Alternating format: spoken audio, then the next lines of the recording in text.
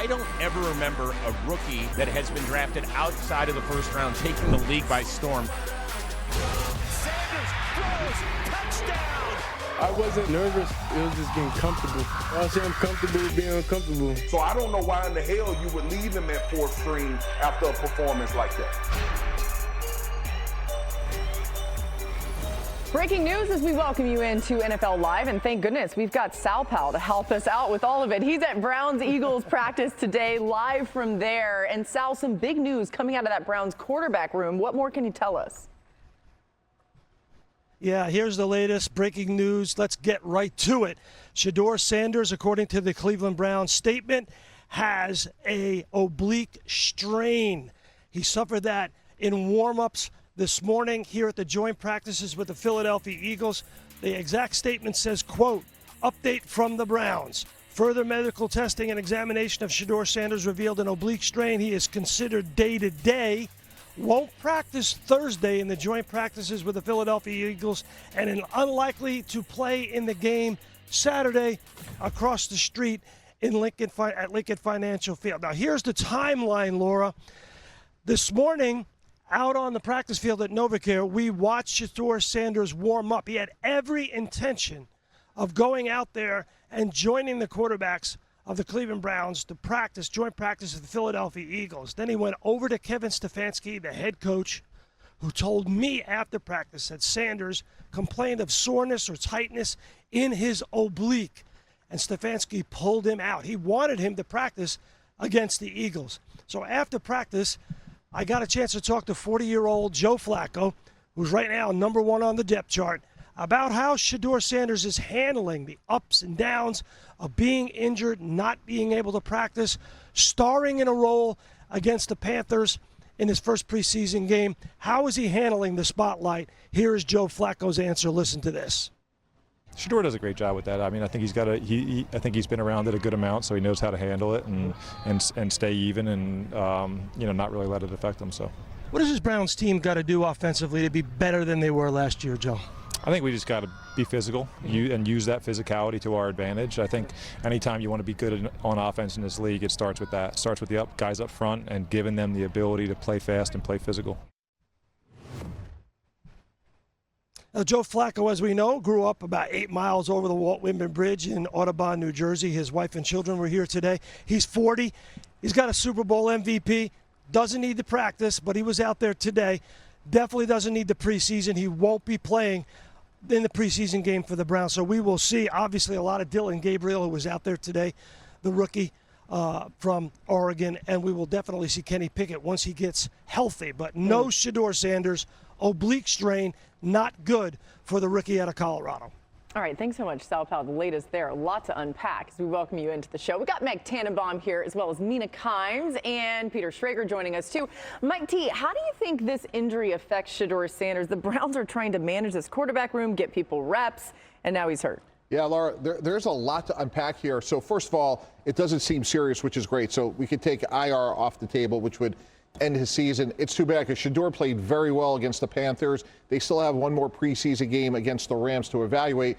But now Dylan Gabriel, will he play? He was the third-round pick. He'll hopefully get an opportunity. But it just seems like this is all trending towards, hey, we have Joe Flacco, the ultimate bridge quarterback at 40 years old. But it's really too bad because I thought Shedeur was very encouraging in the first game. But one of the things about being a pro quarterback, guys, is you have to be durable. And hopefully this is just a small bump in the road. But any chance he may have had to start, which was probably a long shot, is obviously greatly diminished by not playing. Yeah, I think it matters in two ways. One, the competition aspect, which I see more about QB2 backing up Joe Flacco. He could potentially lose some ground to Dylan Gabriel just by not being available in this game. And then the other is development.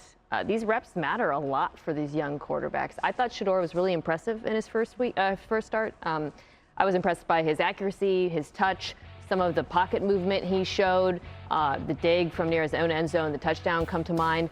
But I also thought there were things he needed to work on, bailing on muddy pockets in the way he did in college. And one of the things that young quarterbacks have to learn when they come to the league, NFL speed is different from college speed. He can't go backwards the way he did a couple times in this game. He knows that. His coaches tell him that.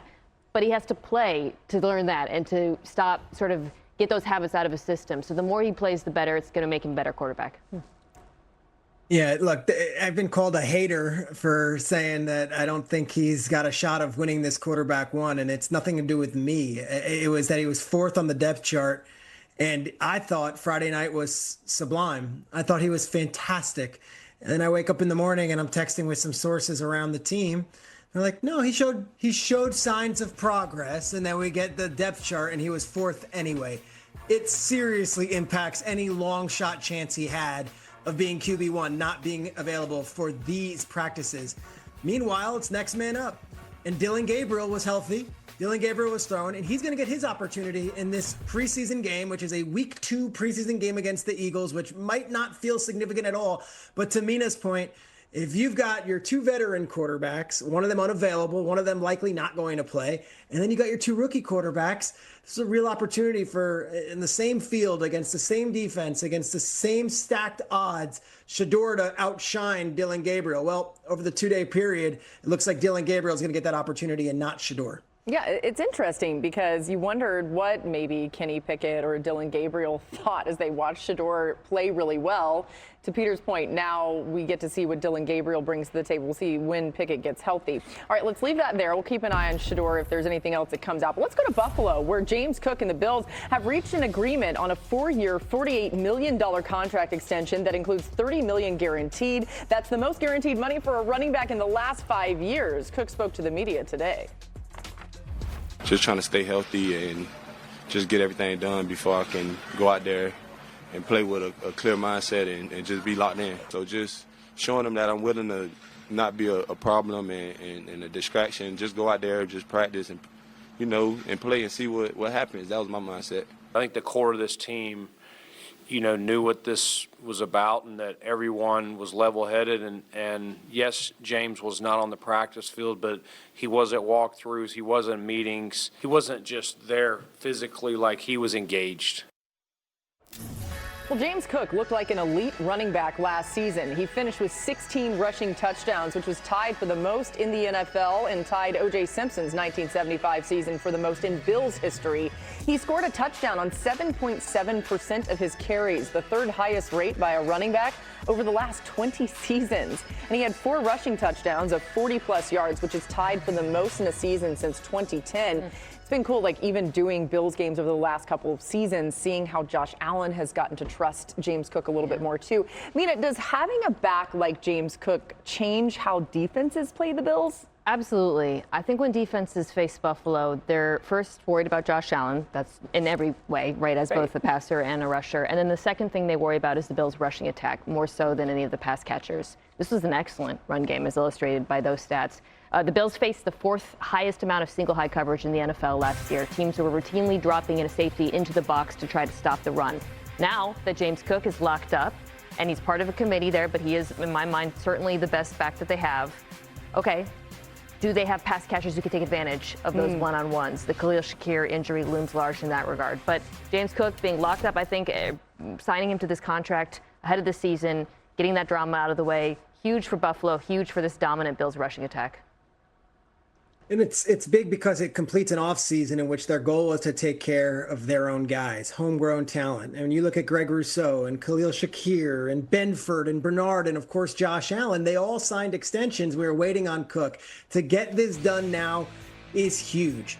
You have your completed set. You've got the Infinity Stones. And this is where it's, all right, we've got our full arsenal. Whether or not we're great at wide receiver or we have some questions at different positions, this is our guys, and they're all available, and they're all going to be on the field. I would add this.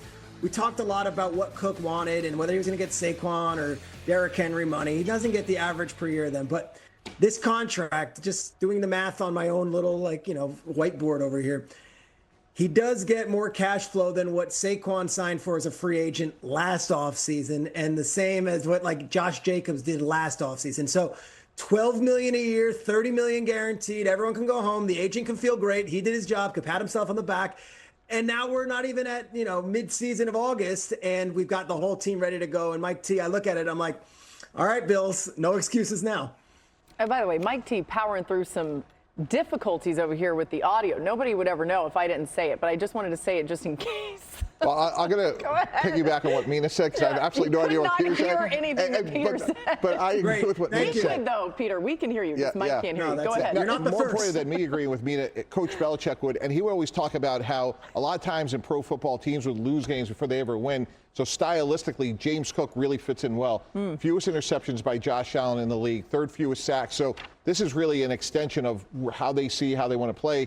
And I do think to take the next step, is it going to be Dawson Knox, Dalton Kincaid, Keon Coleman, much to what Mina talked about. But like to me, foundationally what this does for the Bills is it gives them a way to control the line of scrimmage. Now, James Cook, interestingly, plays less than. Because, I talked about the Bills facing a lot of single high. They need someone who is their answer versus man coverage. And he was that player in college. He was this pass-catching tight end who could stretch the seams. He could work vertically, use his unique athleticism and the ability to track the ball, make contested catches. He had it all. He just kind of hasn't put it together in the NFL. Yeah. Some of that's health related. But if he can take that leap, I think that gives them the answer they've been looking for. All right, so we wanted to, have some fun, because what is today? It's August 13th, and Mike T's over here stirring the pot with trade proposals. You have one that specifically relates to the Bills.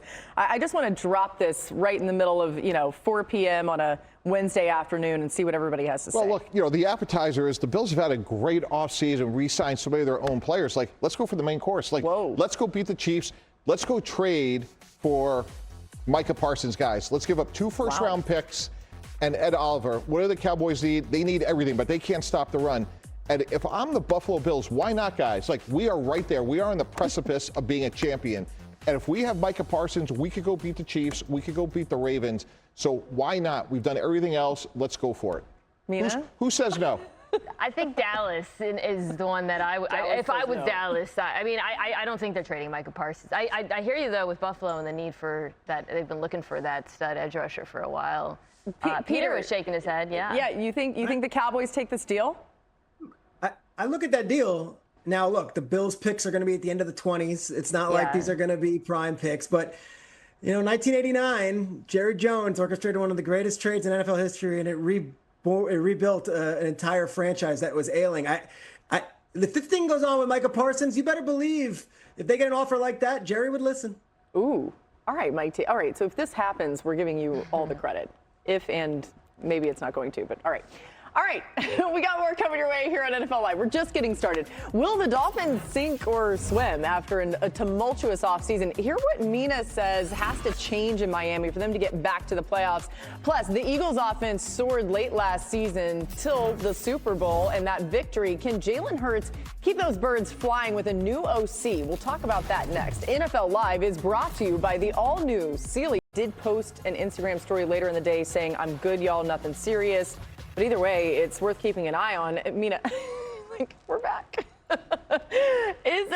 How important is Chop Robinson to this Dolphins defense? We're hoping he's okay, but still, it's worth reminding people. Really important for a couple of reasons. One, the player I thought was exceptional as a rookie. 11th in ESPN's pass rush win rate amongst edges, which really reflects his unbelievable get off. He's so fast.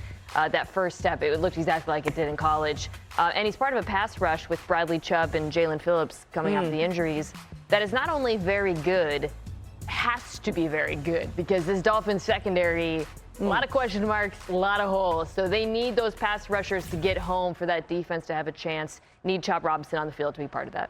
I feel like the Dolphins are so complicated to talk about because the elephant in the room is that, yes, the offense took a step back because Tua wasn't out there. He hadn't been healthy, but there's more to it than that, right? So what is the formula to get them back on track, Mike? Yeah, I think it's pretty simple. Get the ball down the field. And Tua, when he starts and finishes, guys, 38 and 24. And the key to me is going to be their 2 tackles. So Patrick Paul, last year's second-round pick, and Austin Jackson, their pass block win rate last year, neither would have been in the top 40. But if they could protect for Tua, we know what he can do with a healthy Jalen Waddle and the aforementioned Tyreek Hill. So to me, get the ball down the field, be a little bit more explosive. I thought they were a little bit too much underneath last year. Davon A-Chain, obviously very explosive out of the backfield as well.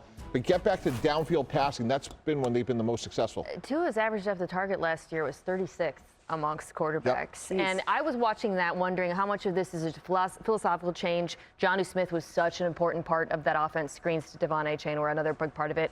how much of it was them not trusting the pass protection to even hold up. He's got such a quick release, but still.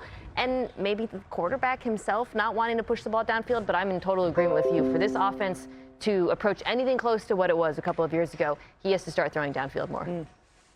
There are two things that I'm very excited to see in the near future. One of them is at 7 o'clock. I want to see Taylor Swift talk to the Kelsey brothers. The second thing is, what the heck is the Miami Dolphins 2025 season going to look like? Because it can go one of two directions. It could be lightning bolts and everyone, we're all in, we're galvanized. The haters are going to hate. It's us against the world. We don't need Jalen Ramsey. Terran Armstead, we're good, we're fine. Let's do it. We've got the guys, we've got the weapons, and we've got the coaching staff.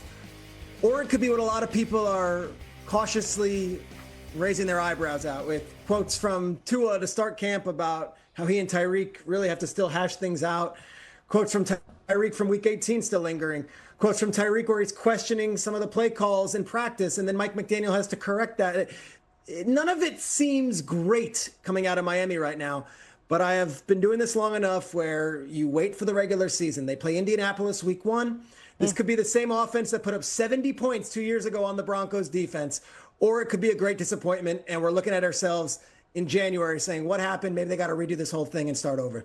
I realize it's hard to fully predict this right now, but based on the analytics, ESPN's analytics, the Dolphins have the third easiest schedule in the AFC. That could help a little bit. The problems have occurred in December, though, usually. But all right, still ahead. The Eagles are dealing with multiple injuries on the interior of their offensive line. Hear why Mina thinks they need to get healthy quickly. There could be some trouble in Philly. She'll explain that. That's funny. It says get well soon on the screen. We should send him a card. Hope you guys are okay. He's taken some big strides, and it led to a Super Bowl last season. Compared to his first 4 seasons, his total QBR increased. His touchdown to interception ratio almost doubled, and his completion percentage over expectation rose to over 6%. The Eagles, like most NFL teams, rise and fall with the performance of the guy under center. Here's Seth Wickersham on how Jalen Hurts and other quarterbacks find an illusion of control among chaos. Hurts goes back. He is launching it deep downfield, and it bounces. And the seconds are gone. And the Kansas City Chiefs have won another Super Bowl. In the lead up to Super Bowl 59, there was a question hovering over Jalen Hurts.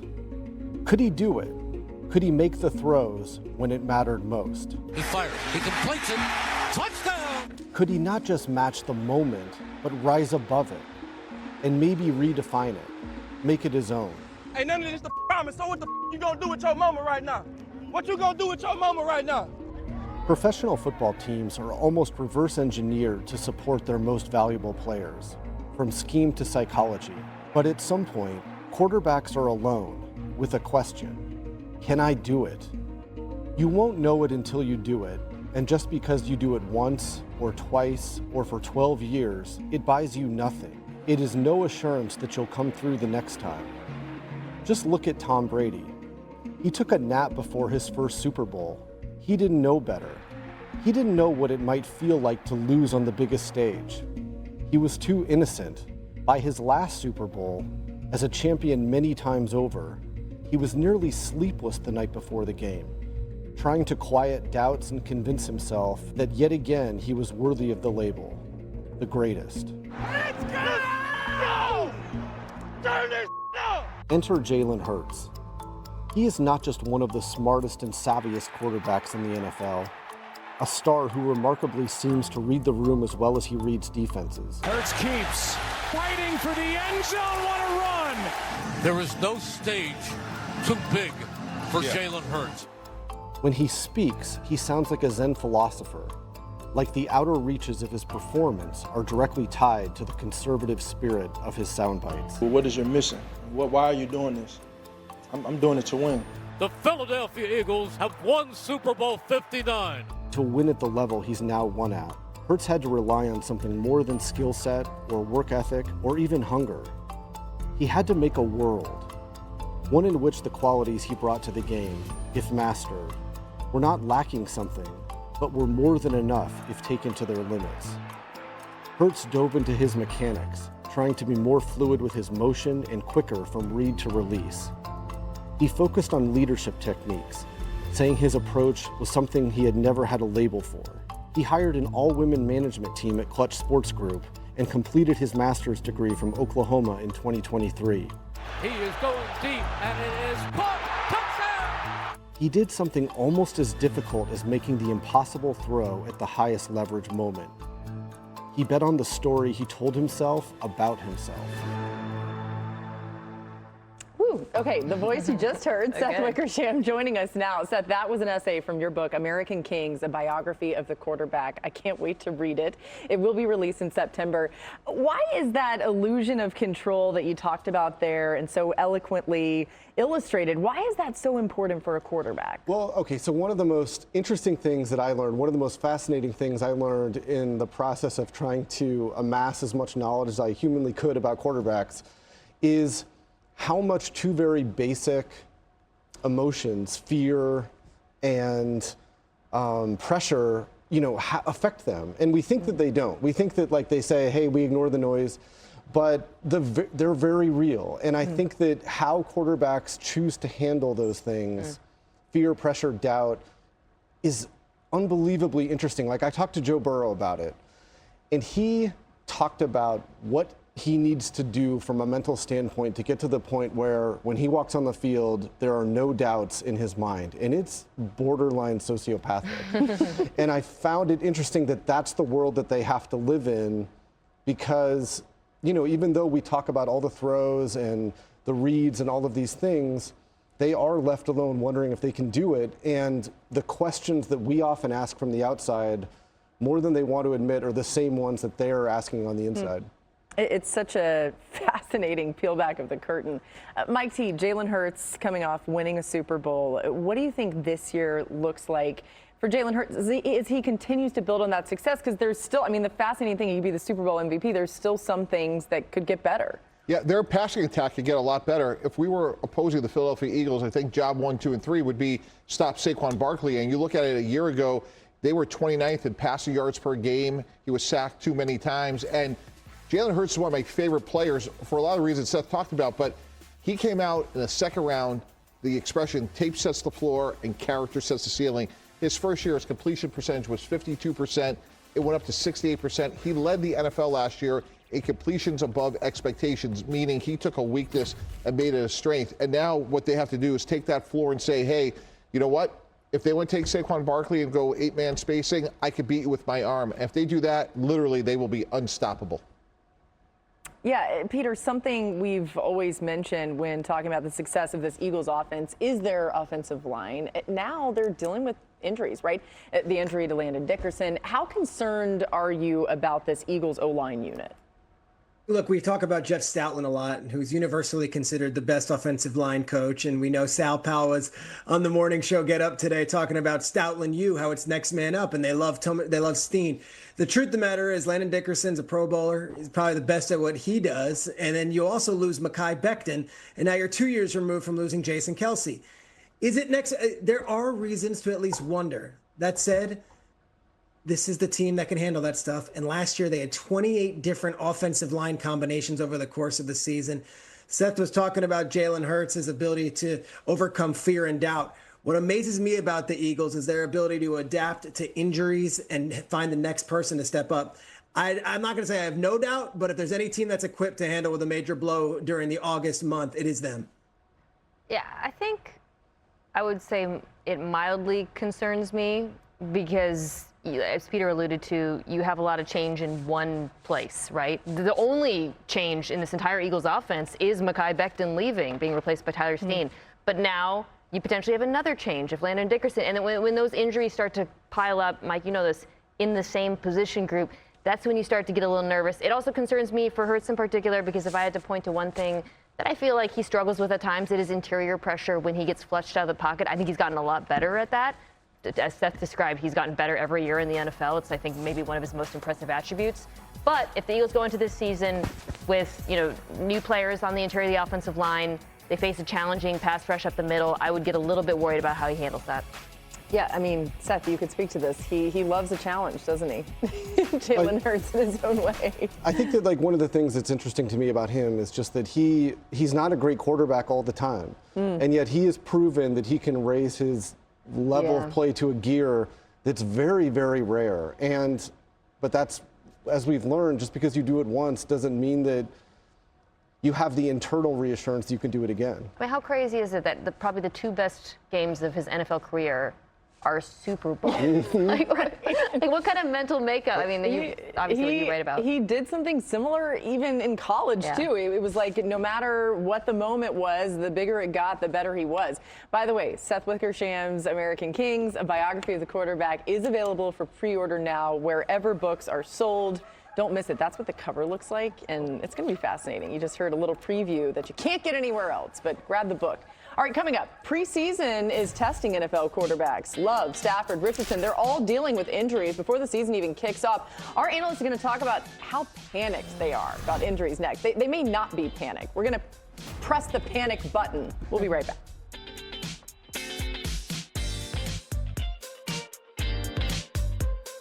Come visit McDonaldland this summer and try Grimace Island's newest thick volcanic. He will not practice Thursday and is unlikely to play on Saturday versus the Eagles. Now, that's not the only quarterback injury around the league. There's more to get to. The injury bug making its way around. We're going to rate some of these injuries on a panic meter from 1 to 10.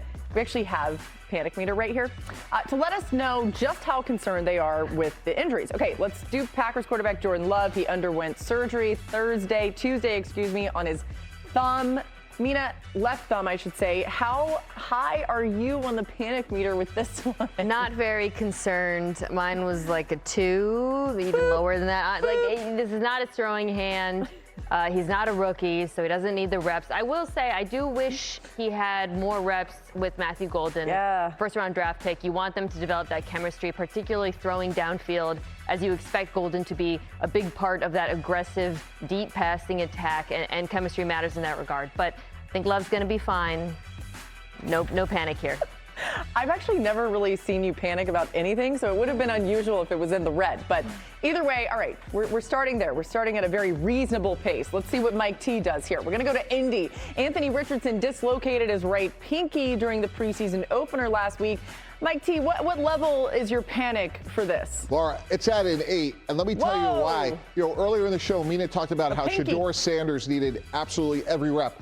Even more so for Anthony Richardson. First of all, it's on his throwing hand, which you never like. He started 13 games at Florida, 15 in the pros. He needs every single rep possible. He needs it in practice, he needs it in OTAs, and certainly in preseason games. So, Laura, any rep he misses is critically important to his development. Man, Mike T's in the orange there, but your explanation makes it make a lot of sense. You're not panicked about the pinky, just about the lack of development. All right, let's check in on the Rams quarterback, Matthew Stafford. He's not practiced this week due to an aggravated disc in his back. Peter, where are you landing on the panic meter scale for the Rams quarterback? 2 weeks ago, I was a 0. Last week, I was a 1. I'm at a 4 and I'm rising. Ooh. I don't know. Now we're at just 3 weeks and 4 days from kickoff. And he was supposed to practice Monday, didn't. Had the session on Saturday, 60 passes what we heard, and said, okay, something doesn't feel right. Look, we know the Rams medical staff with Reggie Scott and co, they're the best in the biz, and they get their guys ready. And I believe in my heart of hearts that he could still play week 1 as is, and they're being ultra cautious. I also believe in my heart of hearts, at some point, you'd like to see your starting quarterback take a pass in practice with the starting offense.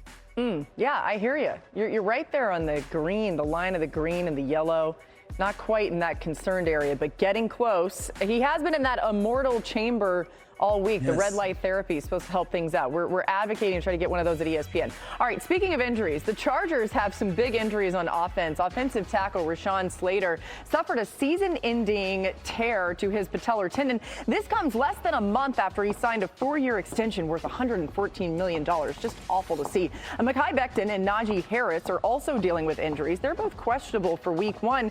Although Najee Harris's week 1 availability is still up in the air, he did participate in football drills for the first time in training camp. Here's offensive coordinator Greg Roman on how he plans on managing the running back reps.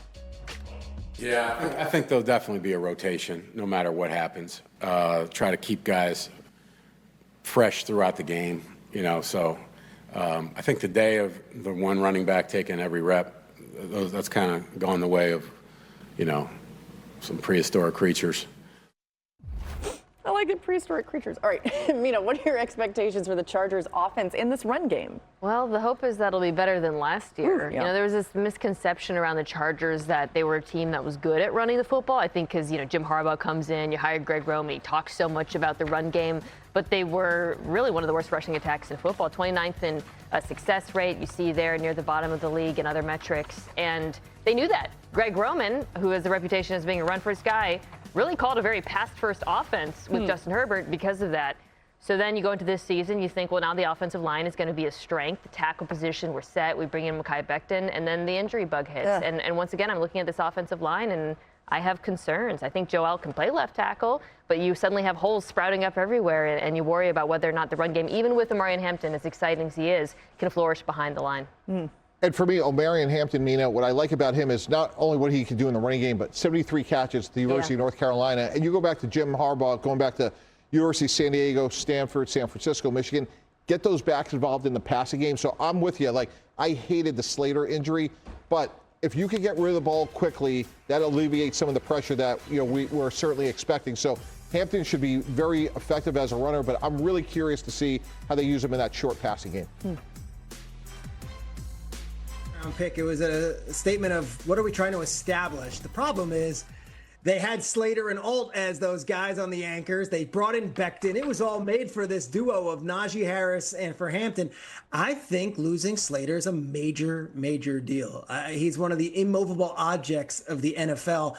And to have those two guys as anchors for the run game, forget Justin Herbert for a second. I think the run game is going to suffer, and we know that's Greg Roman's greatest strength, and perhaps sometimes they lean on the run game almost too much and avoid the pass game when they need to. Yeah, the last time a Chargers player rushed for 100 yards was week 2 of last season. Either way, not great for them with the injuries. All right, still to come. The Titans invested heavily in their offense this offseason.